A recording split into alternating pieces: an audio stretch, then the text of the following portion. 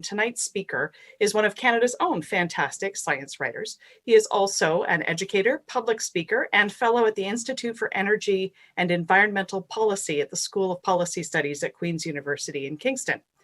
Ed Struzik is that speaker, and his work has received many honors, including one from us. He actually received the Royal Canadian Institute Fleming Medal for Science Communication. It's an award we give every year, and I'll tell you about another one coming up in a little bit. We were recognizing his work in translating science of all kinds, but particularly that connected with the environment.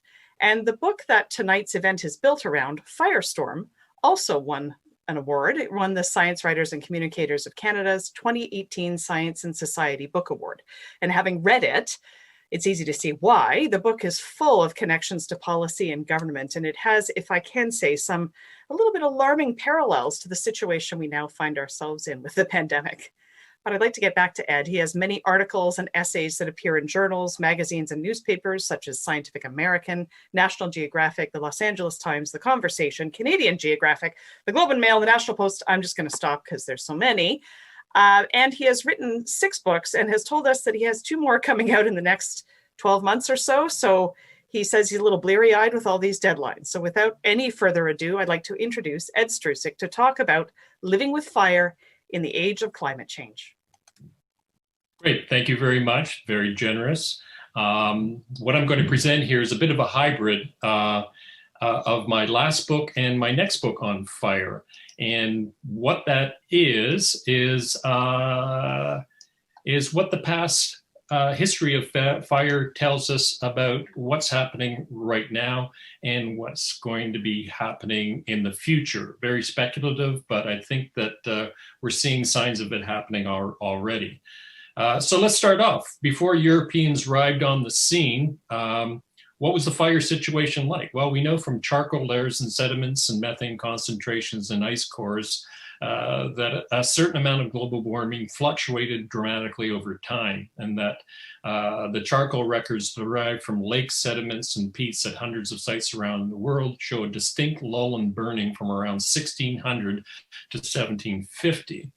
And that lull in fire occurred during the Little Ice Age, 1500 to 1850, when temperatures in North America, Britain, Scandinavia dropped by about 1 to 2 degrees Celsius.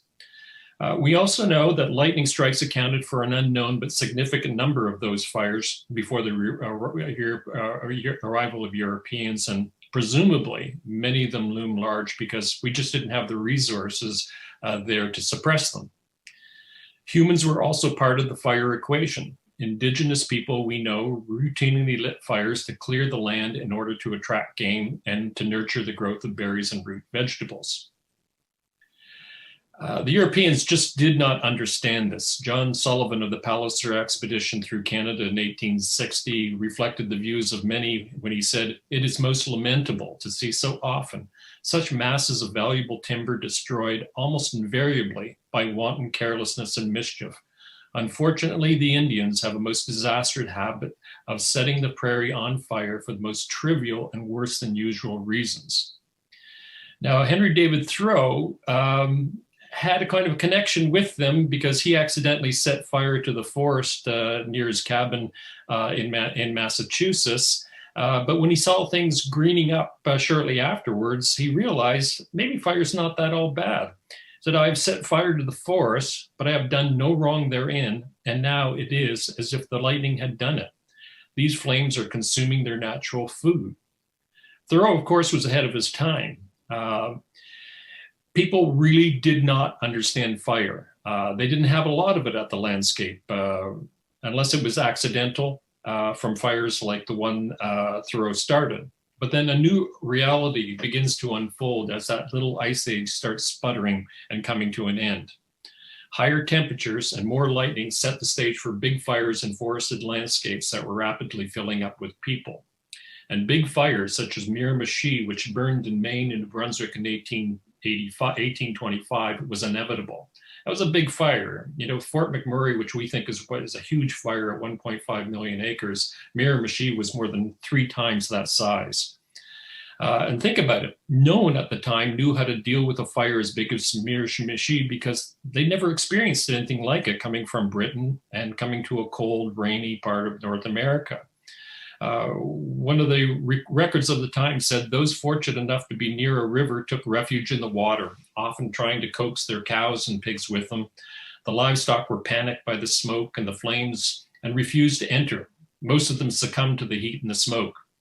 Wild animals had no such fear, and the humans in the river soon found themselves surrounded by raccoons, deers, bears, and even large moose.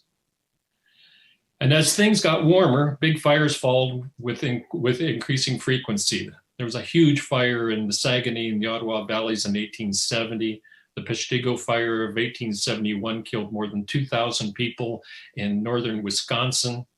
Hinckley Fire of 1894 in northern Minnesota killed 418 people. The Great Fire of 1908 in Fernie didn't kill a lot of people, but it burned 90% of the town. And it was the second time in 5 years that the town burned. The Porcupine Wildfire of 1911 killed 200 people, burned 500,000 acres. A newspaper report said the fire sucked the oxygen out of the atmosphere with such force that mature trees were ripped from the ground. People who took refuge in the mine shafts were asphyxiated. Others drowned when a boxcar of dynamite exploded by the shores of Porcupine Lake. The wealthy owner of one of the mines in the region died trying to save his cat. Then there was a Matheson fire that happened 5 years later in the very same place of Northern Ontario. Officially 2023 people were killed. The number was probably a lot higher. But the fire that really set the course for the future of wildfire management was the Great Fire of 1910. And there were 1,736 small fires smoldering in northern Idaho and western Montana, and I should add in southern Alberta and southeastern British Columbia. And then hurricane force winds blew in late that summer. 3 million acres burned in just 3 days. 86 people died, and a lot more would have had the military not come in and had the trains not come in to take people out. A fire ranger said this about the fire, again, reflecting the fact that they just didn't really understand phenomena like this. The roar from these fires was heard for miles and was likened by some of the rangers in their path to the noise of 1,000 freight trains crossing simultaneously as many steel trestles. At many points, these fires jumped rivers a quarter or a half mile wide, and in several instances leaped across canyons a mile or more in width, from ridge to ridge, leaving solid strips of green timber untouched. People around this time started seeing the trend, and one of them was California timber harvester George Hoxsey, who said in 1910, the year of that fire, "We had best adopt fire as our servant, otherwise it will be our master." And he suggested that we do what the indigenous people did, light small fires to reduce the amount of fuel that could burn in the forest, do what Mother Nature did.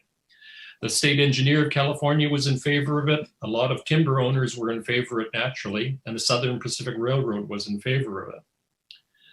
The problem is that this was unacceptable. Politics came into play. Henry Graves, the US Forest Chief, from 1910 to 1920, declared that forest fire protection is the first measure necessary for the successful practice of forestry, and that the doctrine of light burning is nothing less than the advocacy of forest destruction, and those who preach the doctrine have a large share of responsibility for fires which their influences caused. And his successor, William Greeley, vowed a fire like 1910 would never happen again. He declared wildfire a menace, prescribed burning was evil, and fire prevention is the #1 job of American foresters.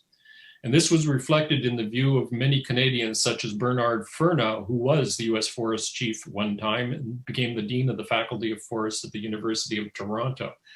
He saw fire as the worst enemy, and forests as crops that needed to be harvested, not burned. Conflagrations are due largely to bad habits and loose morals, he said, in a kind of religious way. So what did we do? First thing we did was kick Indigenous people out of national parks such as Yellowstone and Yosemite, as well as Banff and Jasper, Riding Mountain National Park, Wood Buffalo National Park, and a more organized institutional forest fire strategy was put into place. Ferdinand Silcox, the U.S. Forest Service chief, came up with a quick action strategy. Every fire was to be controlled by 10 a.m. of the day following discovery. And it was a strategy that was adopted by Canada. Fire lookouts were built to detect fires. Some were crude and not particularly stable, like this one. Imagine trying to climb up that in a windstorm. Others were more elaborate. Heliographs were used by rangers to send fire messages by means of a mirror in the sun's rays. Not very scientific, but it worked. Tree phones were used to communicate the location of fire later on.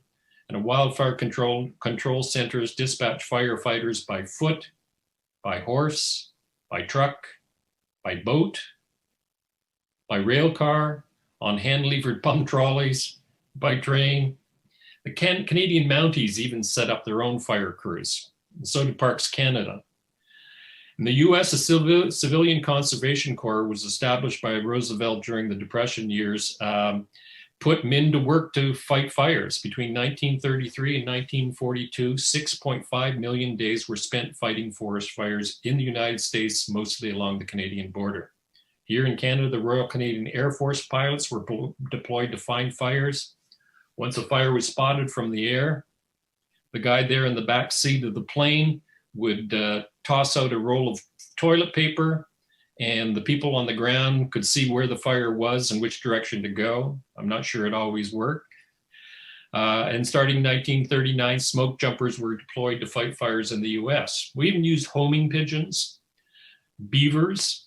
Some people in Wisconsin got the idea that maybe we could fly beavers out into the backcountry where they would build dams and wetlands that would stop fires.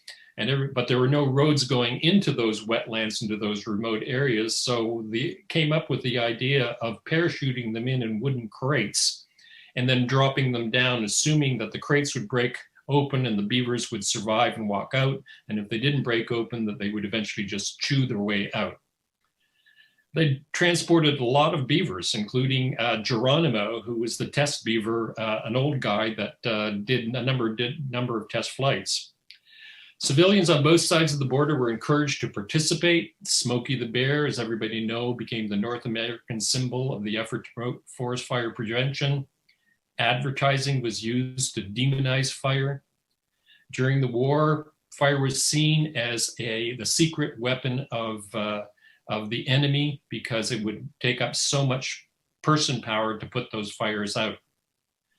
Bar Harbor burned in 1947. It was a resort town. It got totally out of control, and they brought in the Canadians to help.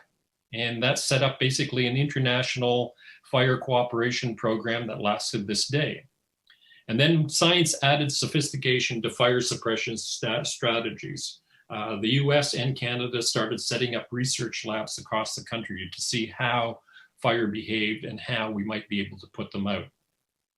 The results, very successful. Between 1920 and 1950, 10 to 50 million acres burned annually in the US. By the 1950s, annual burn area was as low as 1.9 million acres. And it's a similar situation here in Canada. We managed to virtually remove fire from the landscape. People started realizing that there are a lot of old trees there, and they were getting very, very thick, and maybe we were getting away from what Mother Nature and Indigenous people did in the past. And so Yellowstone was a bit of a turning point. Park officials attempted to stop this demonization of fire, and they allowed some lightning-triggered fires in the backcountry of Yellowstone to burn. It was a great idea, but the timing was really unfortunate. The 240 fires that burned that summer put fear in the hearts of decision makers and a public that had all but forgotten or never heard of the Great Fire. It was one of the hottest, driest seasons on record. Everybody got in. President Ronald Reagan dismissed this relatively let burn policy in Yellowstone as cockamamie. Time proved them to be wrong, however, but it took a lot of time. Grizzly bears and black bears immediately moved into the burn areas to feed on carrion. Fire beetles moved in to lay their eggs on warm stumps. Nighthawks and woodpeckers fed on the beetles. Owls nested in snags, feeding their chickens rodents that were more exposed in fire-scarred areas. Aspen shoots shot up even as the fires smoldered, and elk and bison moved in to feed on those fresh young aspen shoots. And the coniferous trees followed. Grizzly bears fattened up on the roots and berries that thrived in burned out areas where the sun was able to shine through to the ground. They got fat bears. This was really interesting. No one could really understand why bears in the national parks, where fire suppression was a big thing, tended to be a lot thinner than bears outside of the national parks, where there was clear-cut logging and fire was taking its course. And then they realized that what was really going on was that those dense forests in places like Jasper and Banff were shading out all the berries and root vegetables that the bears relied on. 30 years later, it's hard to detect evidence of that fire in Yellowstone. And we could have continued on with that lesson, except that a new reality comes into play, and that's climate change. And with warmer temperatures, just 1 degree, you get 12% increase in lightning strikes. You also have extended droughts, more disease and insects move in. And you could see this happening in British Columbia and also places like Jasper, where mountain pine beetle was not really a problem until really fairly recently.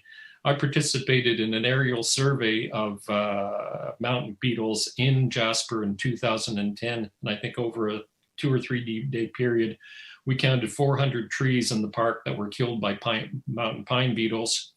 By 2020, think of it, 10 years later, Jasper National Park stopped counting the number of dead trees. They measured the infestation in acres. In 2020, more than 62,000 acres of the national park's forests were infected by the pine beetle. That's a lot of fuel on the ground.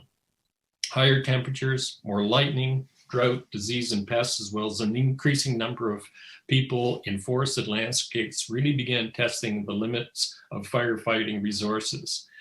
And I got a chance to see some insights. This is a great thing that I learned from Rob Walker, who was a Parks Canada fire and vegetation specialist in 2003, and I was allowed to have a look at how they were dealing with fire in Kootenay National Park.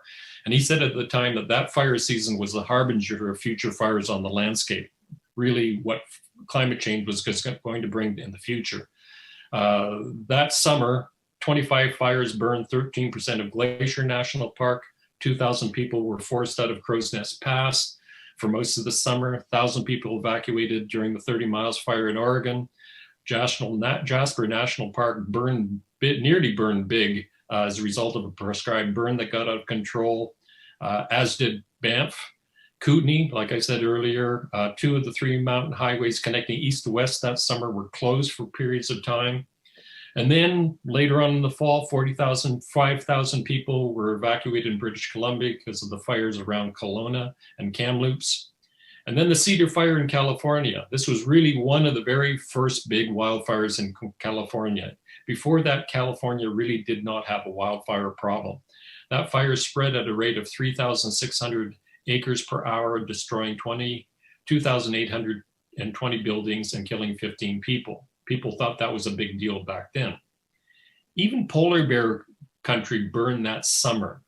I know this because Mark Heathcote from Parks Canada was telling me that while he was in over his head trying to deal with the fires that were happening in national parks down south, he got a call from the Prince of Wales historic site on the west coast of Hudson Bay, saying that they needed help because one of the historic buildings might be burned down by a fire. They saved it, but a lot of polar bear den sites were destroyed. This is where polar bears den in the boreal forest. And I know because one of the things that I've always wanted to do was go inside a polar bear den. And of course, there's the hero shot. Got out, and as I was looking through at the camera while I was back in the helicopter, the pilot was poking me, and I looked up and he pointed to a female polar bear and a cub who were behind the den looking at us. We'd assumed that they'd left and they'd gone back to Western Hudson Bay. So I don't think I'm ever going to do that again. So resources were so strained in 2003 that military personnel and firefighters from all over the world were brought in to help. It wasn't enough. triage became the order of the day. And since then, destructive fires have been burning more often and, most importantly, in increasingly unpredictable ways. The Canberra wildfire of 2003 created an F2 tornado and black hail.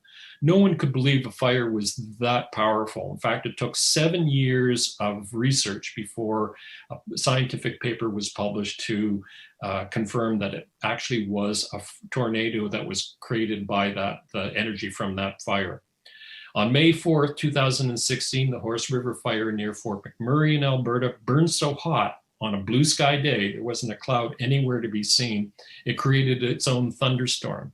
And lightning from that PyroCB ignited a cluster of fires more than 30 kilometers from the fire front. No one had ever seen anything quite like that.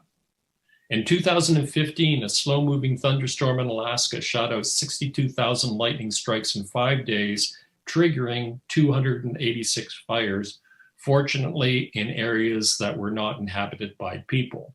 No one had ever seen anything like that. And then in August 2017, heat from the BC fire spawned 4 PyroCB events in just 5 hours.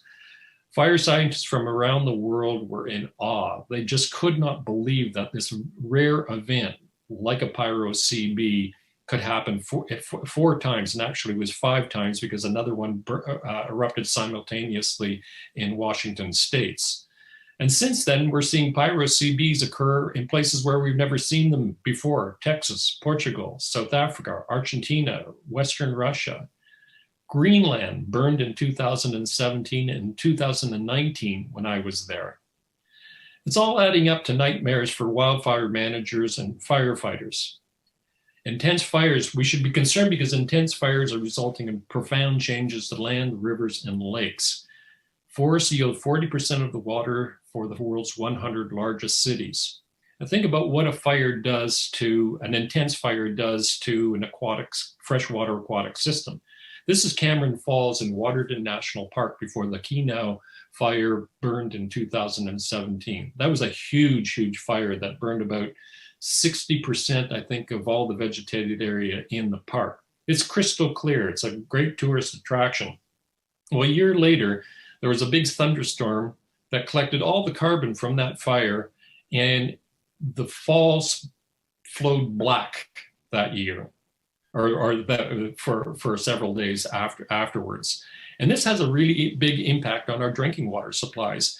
Fort McMurray is now spending, it says here double, but now almost triple, dealing with all that carbon that is flowing downstream into their water treatment plant. Infrastructure is vulnerable. Think about it, 100 million acres of forest and grassland in Canada come into contact with power and telecommunication lines, as well as roads, bridges, and railroads. And these utilities and these roads are getting in harm's way. Hydro-Quebec saw that in 2002, the Henvey Wind Project in Georgian Bay in 2008, Ontario Hydro, Little Grand Rapids in 2018, and the one that really scared everybody was the PG&E event in California, which essentially led to the bankruptcy of the company. Intense fires are liberating potentially deadly toxins from trees and forests, and it's resulting more evacuations in states of emergency. You look at just what happened here in Canada since Slave Lake was evacuated in 2011. We've had Fort McMurray, then we had the 2017 fire season where 65,000 people were evacuated. We've had California, which was at that time the worst fire season ever until 2018 and 2019 came along. So how do we deal with these emerging challenges? Well, we could, invest more in fire suppression. We're spending 5 times more now than we spent in the 1970s. We could do what the Australians and the Americans are doing in some places, allowing people to stay and defend their homes. But when people talk about that, I show them this slides of what happened at Pagami Creek in Minnesota in 2011, in the Minnesota Boundary Waters area. It was evacuated at the last minute when a big windstorm came in and sent a fire towards camp spots. No time for campers and canoeists to bring all of their belongings. And this is what happened. The canoes literally melted into the hillside. So think about that. Think of somebody, a senior who is, say, 65 years old or living on an acreage. Do we really want them to stay and defend?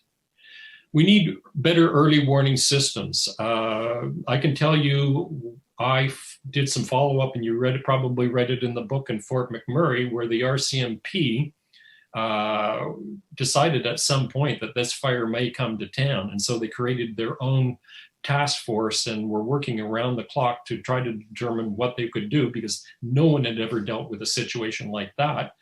And they thought they had everything in hand when the superintendent suddenly got a cell phone text message with a picture from her sister-in-law, and it was a picture of a house burning down. She asked her, well, where is that? And she said, it's across the street. And then her colleague, her second command, got a similar one in another part of town. And that was the first that they had heard that the fire had entered Fort McMurray. And when they went to their window to look out, they saw a stream of buses and trucks lined up at a very quiet time of day of people getting out. We need to draw lines in the sand. Fort McMurray, that fire was only 8 kilometers from town. And we know from what happened in Kenow is that fire moved 26 kilometers in 8 hours. Better public education and preparedness, better building codes and landscape codes or guidelines, infrastructure protection systems, fire smarting homes and properties, more fire breaks, more controlled burning as the indigenous people had done in the past. Allowing lightning triggered fires to burn in remote areas, not a bad idea, but the problem is we just have too many people in harm's way, especially here in Alberta, where you have so much industrial activity on the landscape. I think probably the most important thing we can do is invest more in science. Think about this. Canadian Forest Service used to have one of the best wildfire science programs in the world. In the 1970s, it employed 2,400 people. Less than 700 work there today. Only 100 to 110 are research scientists, and only about a dozen of those are working on wildfire science. So we really need to invest more in that. Do we have time? Well, there's projected doubling or tripling of fire activity in North America this century. If that happens, how's it going to play out? We're going to see changes in forest structure. Water quality may and likely be degraded. Fish populations could suffer. Old growth forest animals may be impacted. There are going to be highway closures. Visits to national parks could be curtailed. Timber harvesting is likely going to be restricted. Community and government assets will be threatened. Air quality will worsen, threatening public health, as we've seen in California and Colorado. Business as usual is not going to be successful. How bad can it get? Well, look what happened in Australia this year when the Black Summer, an estimated 1 billion animals died. Or look at what happened in California, where 5, I think, of the worst fires they've ever had happened in one season. 4 million acres burned, more than double the state's previous record. Think about it. Before 2003, California did not have a wildfire problem. And look what's happening now. And in Colorado, it's having its worst fire season ever. So what does the past tell us about the future? Well, it can happen really bad. The Chinchaga fire burned in 1950. It started on the BC-Alberta border and moved into Alberta and Saskatchewan. It happened at a time when there was no internet, newspaper communication was spotty, and it also happened into a remote area. But the smoke from that fire, it burned for 220 days and torched a forest that was 175 miles long. And it created a pall of smoke that got all the way to New York City and over to Europe. And nobody knew what was going on. Here's just sample of newspaper captions. Rumors of war with Russia. Hampered search for US B-50 bomber. Aircraft grounded. Suspected atomic bombs. Cows milked ahead of schedule. Chickens winced to roost. Lights put on afternoon ball games. Street lights turned on during the day. There were blackouts, and there were run-on banks in Denmark. Uh, Imagine when you think the world is going to end, what do? You go to the bank and take out your money. That is just sort of one of those little tidbits of what can happen under almost natural conditions. But now that we have climate warming, we have more and more people living, working, and playing in these landscapes, we are going to see a new wildfire paradigm. We've already seen it unfold like nothing that has happened in the past.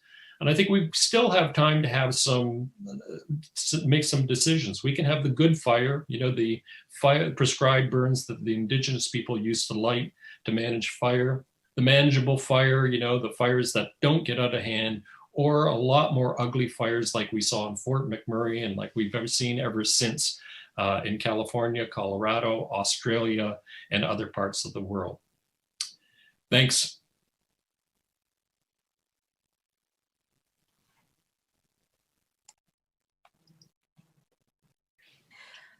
So fascinating tour of wildfires, kind of horrifying as well. Can I ask you, why did you write about wildfires? Oh, well, I'd always wanted to write a book on wildfires since I got a chance to, observe how Parks Canada wildfire fighters dealt with that 2003 fire season. And what I was really struck by was right at the very end, Rob Walker, the Parks Canada fire specialist, said, this climate change area, I think this is the harbinger of what's to come. And it stuck with me. And I kept promoting the idea to some publishers. They were thinking, no, it was not, it wasn't really on the radar at that time. And then my publishers at Island Press in Washington, D.C. decided to go ahead with it in 2015. And then when Fort McMurray came along, they said, can you rush this a little bit? And so that was really it. I really saw this as one of the climate change events that was going to change the world back in 2003. And it wasn't just me thinking that, but a lot of people, Mike Flanagan, probably Canada's best wildfire scientist, maybe one of the world's best wildfire scientists. He was writing about this back in the 1980s. So that was really, really it. I saw a book there long ago, but it really was too early. We had to have some massive evacuations and maybe a lot of dead people on the landscape and that kind of thing. That's what catches people's attention. So as I hinted at the beginning when I was introducing you, when you wrote about the Fort McMurray fire and how it happened a handful of years after the Slave Lake fire. So Slave Lake was in 2011 and Fort Mac was in 2016. And yeah. Is that right? And so the people in Slave Lake were expecting to be asked about their experience and to come down and help in Fort McMurray, and yet somehow organizationally that didn't happen, and they were surprised and they went anyway and went and trained people. That to me, yeah, it's kind of an interesting story. And I guess given everything we've seen in 2020, everything we've seen in 2020, and realizing that we weren't really prepared for a pandemic such as the one we find ourselves in, do you think that there are parallels between that situation and the wildfire situation, or are we better organized? Have we learned from Fort McMurray and even the northern fires in Ontario in 2018, which certainly affected my family? Yeah, yeah. I think, the problem right now isn't our ability to, our suppression abilities. We're investing a lot in that, but there's only so far that can take you. Is that when you really think about it, wildfire is a meteorological event like a hurricane that can't be stopped once it gets to a certain size. And you can throw out any, but say a 1,000, 2,000 hectare fire driven by strong winds and hot weather. No amount of water bombers or people on the ground are going to be able to put that out. So we've got to start coming up with better tools to provide wildfire fighters on the ground in the air so they can better manage these fires and maybe detect them before they become mega fires. And that's where I think science is going to pave the way, because there's some incredible work being done right now about, being able to determine where lightning is likely to strike so that you could maybe deploy your people on the ground there quickly in order to put out the fire. We're just not doing that. I mean, there's been a nice investment here by the National Science and Engineering Research Council, Natural Science and Engineering Research Council in Canada. But I think a lot more has got to be invested. We've got to get back to the 1970s and reestablish a permanent kind of expertise within the Canadian Forest Service, expand it more into the universities, and start working with Indigenous communities, the business community, local governments, so that another Fort McMurray, when it comes along, we're better prepared for it. I don't think we are prepared for it right now. We're still dealing with fires like we have in the 1970s and 1980s. So a lot more needs to be done. Interesting. Yeah, I guess I'm always looking for connections between these things and other areas of science. So it struck me that these big disasters are happening. California is now, they're using supercomputers to try to figure out some of these questions. Right. And a lot is being invested in it. And I think things, there are solutions to this. But really, the practice in Canada and the United States and other parts of the world is that we're really, really good at compensating people who are victims of fires, say, and floods. But we're not very good at preventing those things or investing money in preventing those things from happening.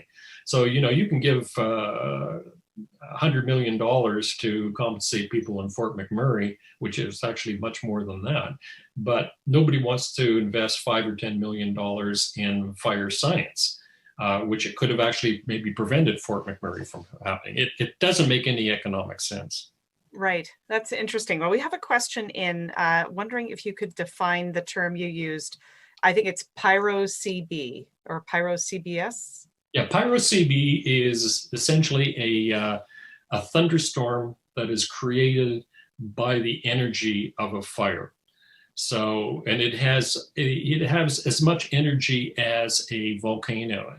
And most people did not believe this. In fact, there was someone I know fairly well from the Naval Defense Lab in Washington, D.C., who started noticing these aerosols in the atmosphere, really weird ones in the 1990s and early 2000s. And he kept trying to tell his superiors there's something weird going on in the stratosphere.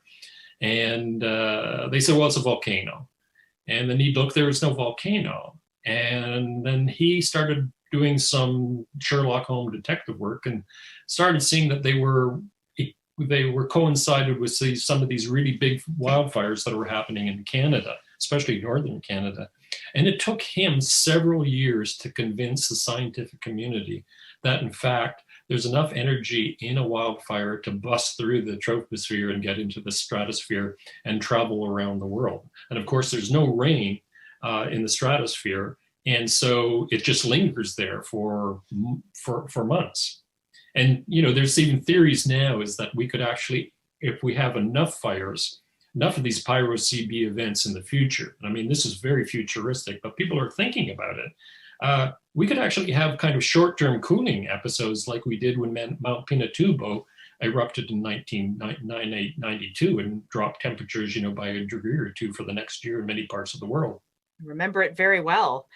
Just in case you're viewing and wondering how these questions are coming through to us, put them in the comments section on YouTube. You can email them to information@rciscience.ca or tweet to @RCIScience or @TheMuseum, and we'll pick them up there. We have another one here.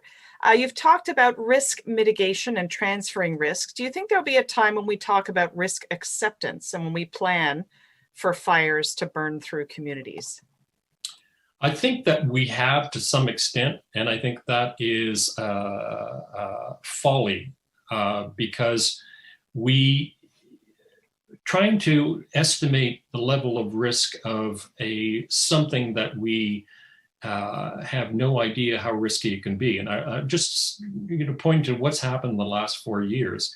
We thought Fort McMurray was the seminal event, the 1 in 50 year episode. And what we've seen in the last 4 years is that we've really underestimated the risk of wildfire. So I think it would be very dangerous to start accepting risk. And I think what we need to do is start preparing ourselves. And there are a number of ways you can do it, like as I pointed out, by fire smarting your homes if you're living in a forested area. I, for example, live here in Edmonton in the river valley. I have a wood house. I have 4, 5, 6 110-year-old spruce trees at the front of my house. I have ornamental cedars all around it. And I have a forest just within 100 meters of where I live along the river valley. So if a fire gets, say lightning strikes in the middle of the night, or right now, we have a lot of homeless people living in the forested river valley, and say they're lighting a fire and it gets out of control. I'm vulnerable, and I have to start thinking about this. And I think that this is what everybody has to start thinking is how is it going to affect us down the road? And there are a number of ways that we can deal with this, I think, at various levels, at federal, provincial, municipal level, and in the community level. Mm-hmm. Yeah, I remember I lived in California, and people were always counseled to cut back the eucalyptus trees that were near their homes because they just were a very dangerous tree to have near your house. But I mean, that's only so much that you can do. So it needs a bigger plan as well. And I'm kind of curious, reading your book, are you seeing an increase? I mean, you talk about investing in science, so research behind how wildfires and forest fires work and spread and how they behave in particular, and that has diminished from its heyday of this in the 70s. But are you seeing any increase back towards evidence-based approach to living with fire? I mean, I say firefighting, but really, as the last question came through, I mean, we really do have to live with these things. So are you seeing people accepting that we need to actually increase funding for research? Yeah, I think the Natural Science and Engineering Research Council recently enlisted, I think it's in the range of $5 million in research, which is a good start, but I think a lot more needs to be done. But it's promising. At least it's on the radar now, with a venerable funding agency like that. And so, but when you look at what's really happening in places like Australia, California, Colorado, what happened in BC, what's happened in Fort McMurray in Northern Ontario in 2018, Georgian Bay in 2018, you start realizing that this is a bigger issue than it was just 5 years ago. And it is one that is becoming increasingly complicated and head spinning in a way. This is a term that I hear from fire scientists all the time, is that it's just a head spinning event that, we just didn't, you kind of imagine that some of these intense events could happen, but the rapidity with which they're happening has really just really raised a lot of eyebrows. I mean, it's exciting, I know, and depressing at the same time to be a fire science, because it's a huge challenge. Well, very definitely. I have experienced it remotely from having lived in California and seeing what's happened there in the last few years. And this year, sitting watching a fire encroaching on the Mount Wilson Observatory and spending the evening watching that and hoping my beloved place wasn't going to burn down. It's been very stressful, but it is interesting. When I was reading your book, something that struck me that hadn't occurred to me, and I'm not sure why it didn't occur to me, but that the protection of timber was a big resource in Canada for sure. So protecting that resource, was that a large part of the decision to control fires and suppress them rather than to do prescribed burns? Was that part of the decision making there?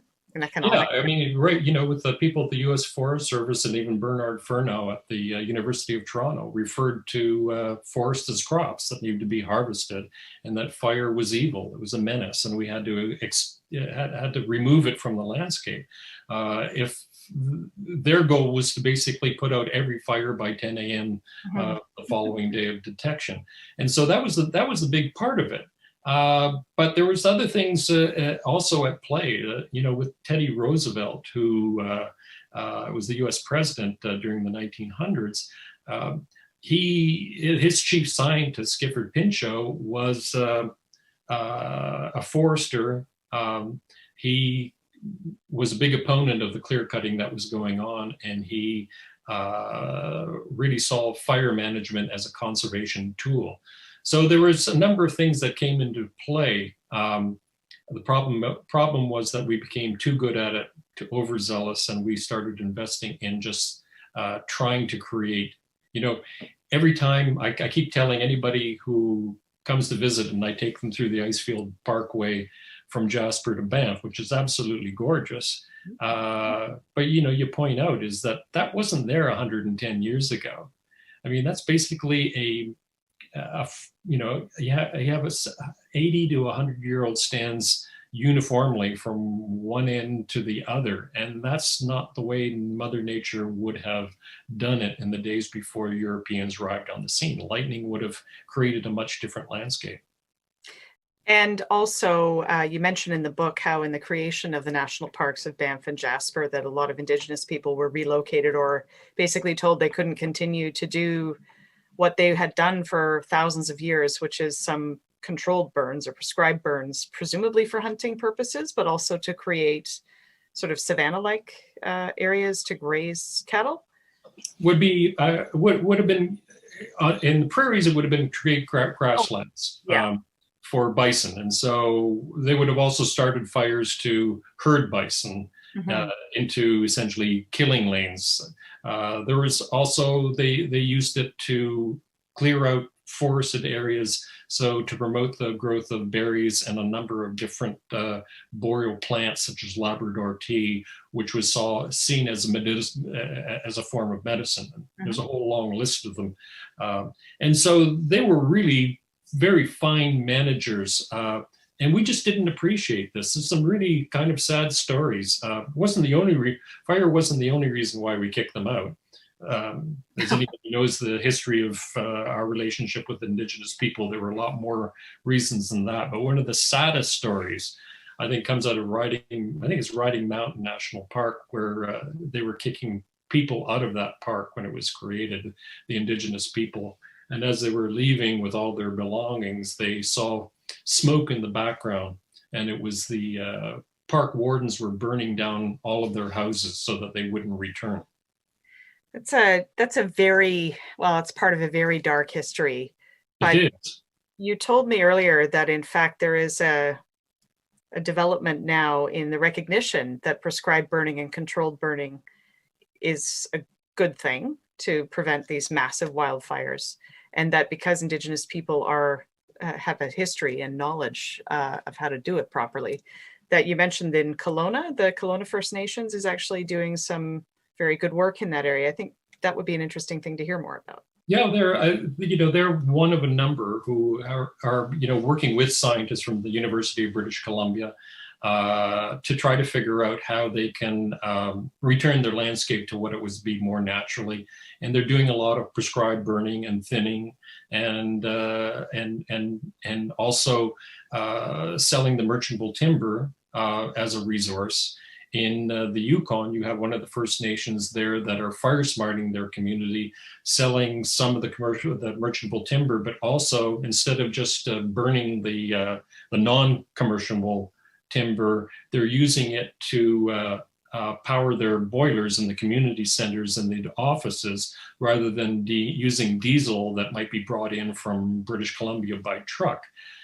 So I think one of the interesting things is we're starting seeing now a return to this mastery of forest management that Indigenous people were forced to stop doing. And I think it's becoming very promising. And I think we're going to see a lot more of it as we continue this reconciliation in Canada with First Nations people. It's one of the good news stories, I think. I was just going to say, it's nice to have a good news story to talk about. Now, we have a couple more questions coming in. Somebody writes, as a society, we really love living near water in wildlands, mountains, forests, but these places are also often where disasters are more prevalent. Should we be building these places back once they're destroyed, or should we acknowledge that there are some places we shouldn't put human settlements in? And is it realistic to expect that we won't develop in certain areas again?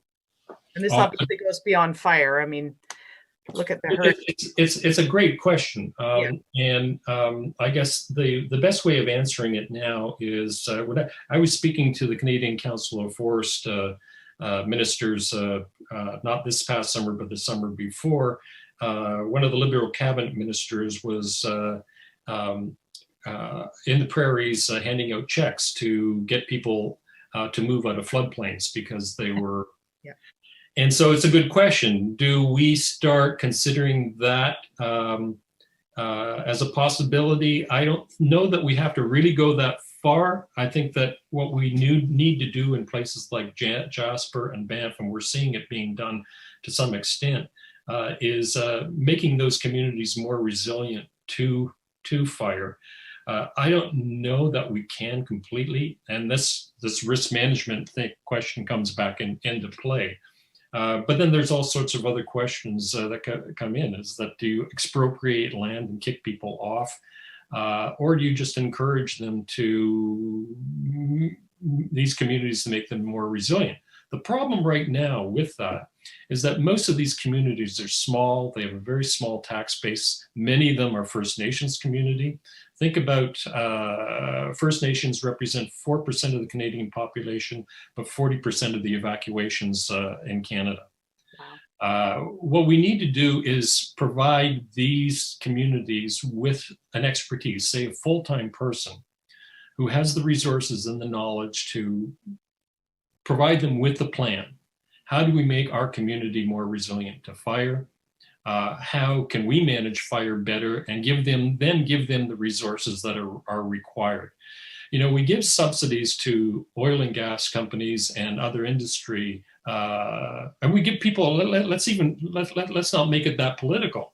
Let's look at the subsidies we give people to get away from fossil fuel burning cars and to buy electric cars. Why can't we make that similar investment in boreal forest communities and encourage people to start building houses that are more fire resilient, making the community more resilient to fire? We're just not doing that, and I think that we're impoverishing the most vulnerable and putting them at greater risk. Another thing with a parallel to the present day, I think. We have another question, and this is one that I think can extend beyond fire into many issues. How do we get the attention of decision makers long enough to sustain the program level approach that is needed? Political interest usually 3 years post-fire, says this questioner. So is there a way to engage with our politicians and decision makers to try and get them to see that this is a longer term project than the next, dare I say, poll or election? Well, I guess the first thing is you vote. The second thing is become a little more politically active, to start challenging politicians and forcing them to consider it. I talk about this all the time with people in the wildfire community, and they're demoralized because they think that politicians aren't going to take this seriously until we have a lot of dead people on the landscape, like a fire where, you know, at Fort McMurray, there was estimates when that fire was coming through that they might have 1,500 to 3,000 people dead. And they were trying to figure out, well, where do we put the morgue? We don't have body bags. They were totally unprepared for it. And it could have happened. It was just that there was so many things that that prevented that disaster. And you think about it, Fort McMurray, nobody goes to Fort McMurray to retire. So you don't have a lot of old people who are not mobile. Fort McMurray, you have oil and gas workers who are trained in safety. And the first business of safety is listen to what the person in charge is telling you. So there's not chaos. There was an fairly orderly evacuation. The third thing that happened was that they were about to open the twin highway so that twice as many people could get out to go south. And the fourth thing that happened was that essentially Mother Nature just came in and blew the fire away from town at the very last minute. And so there could have been a lot more buildings burned down. At some point, we're going to have a fire in Canada where we're not going to be that lucky. And I fear that it's going to be in some retirement community like Salt Spring Island, which is forested from one end to the other and no easy way of getting off the island. I think that this is things that we've got to start considering right across the country. I read in the book a place I've been to many times, the top of Sulphur Mountain in Banff National Park, and what would happen if there was a fire encroaching on the visitor center at the top. And I thought, I don't know if I'll ever go back up there again. It's a lovely spot, but I mean, I had never considered that. I always was worried about bears, not about fires, but I guess. Yeah, I know that's sort of it's a cultural thing, is that we grow up, fearing bears and increasingly now mountain lions, and fire's never really been part of the picture. But more and more now, it's becoming one of the biggest threats to backcountry hikers and even people possibly in the town sites. You look at places like Jasper, there's only one road in and one road out. And it's heavily forested. There's a lot of the recent Dave Smith, the recently retired wildfire specialist in Jasper. Before he retired, he told me that when summer came along, he had nightmares, fearing that there was a big fire going to come in from the BC side and into an area where they really would have a very difficult time getting a foothold to stop the fire from coming into town. It weighs on. I really admire these wildfire specialists, because they are faced with a challenge now that's increasing, and they really do not have all the tools they need to be able to get control of it or manage it. It's amazing to watch them. And I guess I just wanted to finish, because we've talked a little bit. I don't know if there's any more questions. If there are, get them in now. First off, I have to say, parachuting beavers into the backcountry, that was brilliant. I mean, did they actually do it? I have to know. They did. Wisconsin did it. I think it was, I can't remember, it was several dozen beavers. Wow. It's funny, because when I was invited to speak at the Wildfire Summit, which was the governor of California staged in 2018 or 19 in Sacramento, and I told this story. And there were people from the California government said, we're actually thinking of doing that, not parachuting them, but using beavers to create wetlands in the Sierra Nevadas and places like that are drying out rapidly. And I actually think it's not a bad idea, because when you think about it, that's the other thing that we've done to, I think it was Margaret Atwood said that we're a country that made its living on dead beavers. And the Hudson Bay Company and the Northwest Company. And so we removed so many of those wetland engineers from our landscape. And I think that, there is a potential here to reintroduce beavers in areas, forested areas that are extremely vulnerable to fire, and say recreate peatlands that have dried out. So it's not such a crazy idea. It just, the visuals, and I just was flabbergasted. That's really a fun thing. I guess on the nickel. There you go.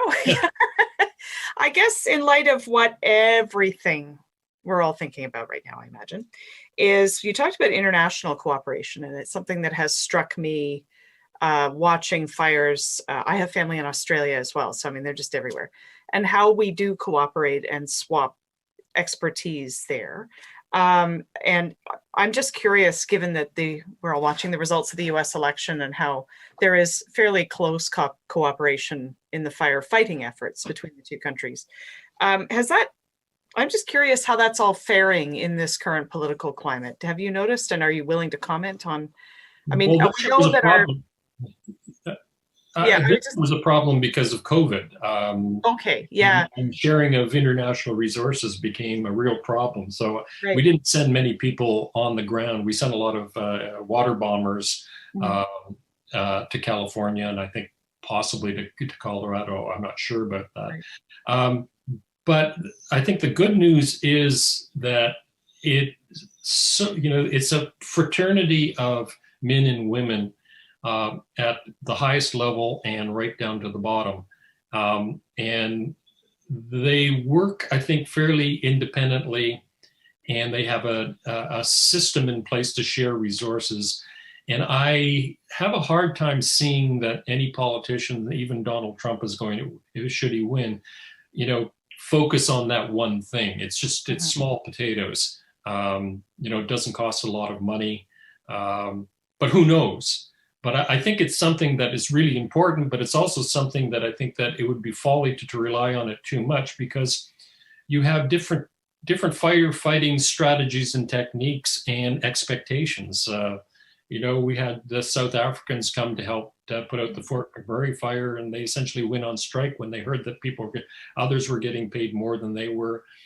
In 2003, with the Parks Canada fires in Banff and Jasper, Kootenay, there was a bit of a problem because they were bringing in people from the East Coast who really didn't have a lot of experience dealing with mountain fires. A mountain fire is much different than a flat prairie or boreal fire. They behave in very much different ways.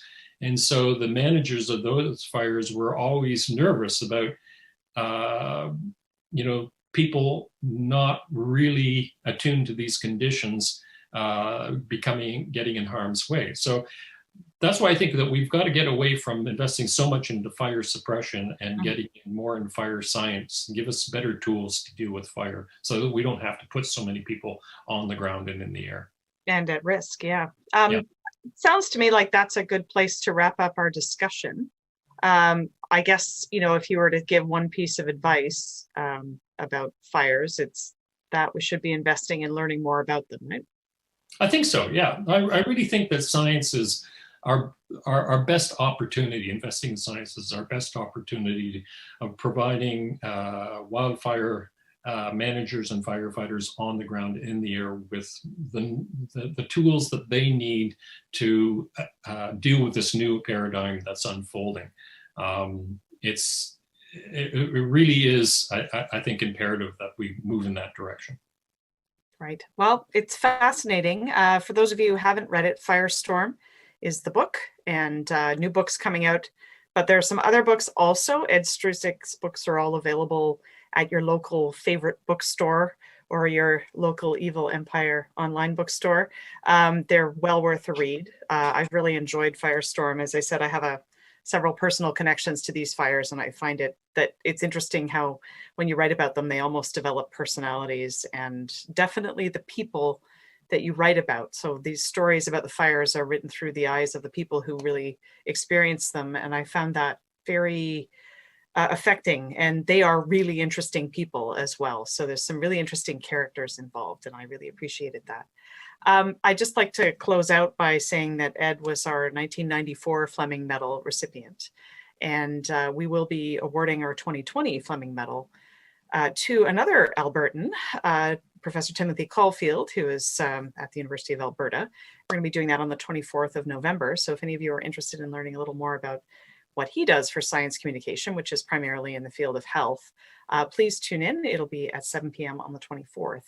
But other than that, there are no more questions coming in. I would like to thank very much the museum and Claire and Daniel working the AV behind the scenes, and my colleague Carrie for helping put on this wonderful evening tonight. And especially to you, Ed, thank you very much. I hope that we get to work again. This was a lot of fun. Thank you. Thank you.